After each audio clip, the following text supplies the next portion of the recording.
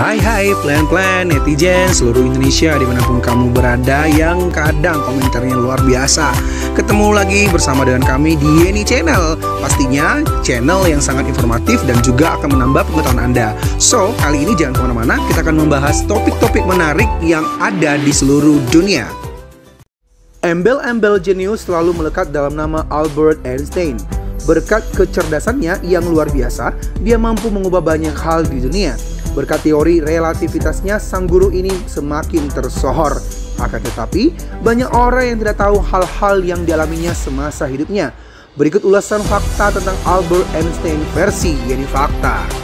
So, jangan kemana-mana, tetap stay tune di channel Yeni Fakta. Karena bersama Yeni Fakta, kita akan mendapatkan informasi dan pengetahuan dari seluruh dunia. Yang pertama, terlambat berbicara. Albert Einstein mempunyai masa kecil yang berbeda dibandingkan dengan anak normal lainnya. Dia baru lancar bicara di umur 7 tahun. Hal ini diduga karena dia terkena serangan sindrom Asperger. Kelainan ini sangat mempengaruhi kemampuan berbahasanya. Akan tetapi, ahli ekonomi dari Universitas Stanford menyebut sebagai Einstein Syndrome. Sindrom ini dipahami sebagai fenomena di mana orang jenius yang mengalami keterlambatan bicara. Hal ini sangat berbeda dengan orang yang jenius umumnya yang berkembang sangat cepat dibandingkan dengan orang biasa. Yang kedua, awal mula ketertarikan Einstein dengan ilmu pengetahuan. Pada saat ia berumur 5 tahun, sang ayah Hermann Einstein menunjukkan sebuah kompas saku sederhana dan itu membuat Einstein terpesona. Ia berpikir tentang kekuatan apa yang membuat jarum pesawat itu bergerak pada satu arah.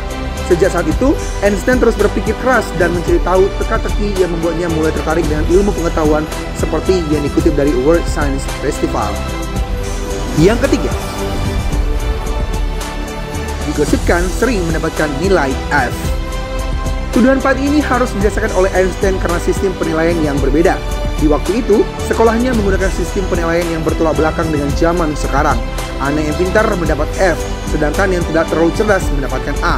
Akan tetapi, para penulis biografi salah mengartikan nilai Einstein tersebut. Alhasil, dia dicap sebagai murid yang bodoh saat di kelas. Kenyataannya, dia mampu mempelajari kalkulus di usia 12 tahun. Yang keempat,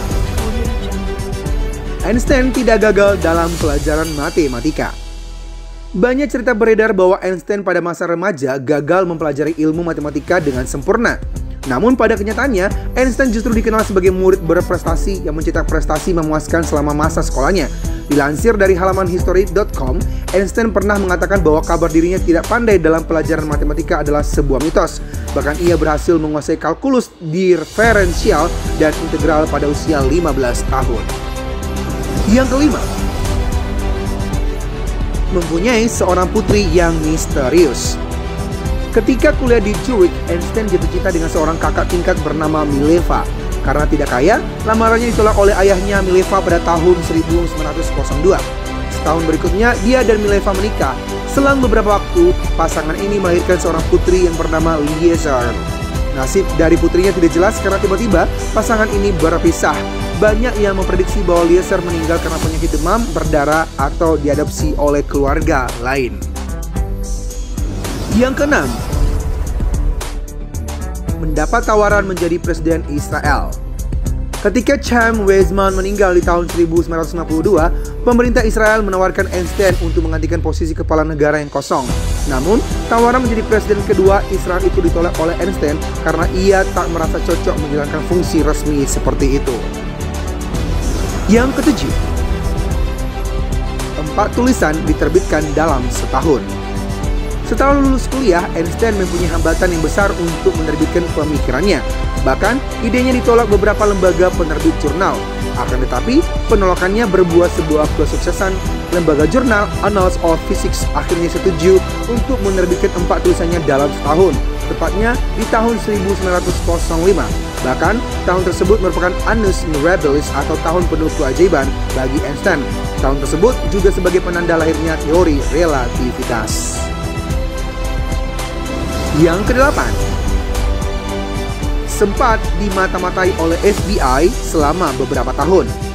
Dukungannya terhadap pasifisme dan hak-hak sipil sebelum Hitler naik kekuasaan membuat Einstein dicurigai oleh FBI. Para agen menyadap percakapan yang dilakukan oleh Einstein dan mencurigainya sebagai mata-mata Soviet. Namun hingga akhir hidupnya di tahun 1955, FBI tak berhasil membuktikan bahwa Einstein bersalah sesuai dengan praduga yang telah diberikan sebelumnya. Yang kesembilan, ternyata teori relativitasnya tidak mengantarkan Einstein mendapatkan Nobel.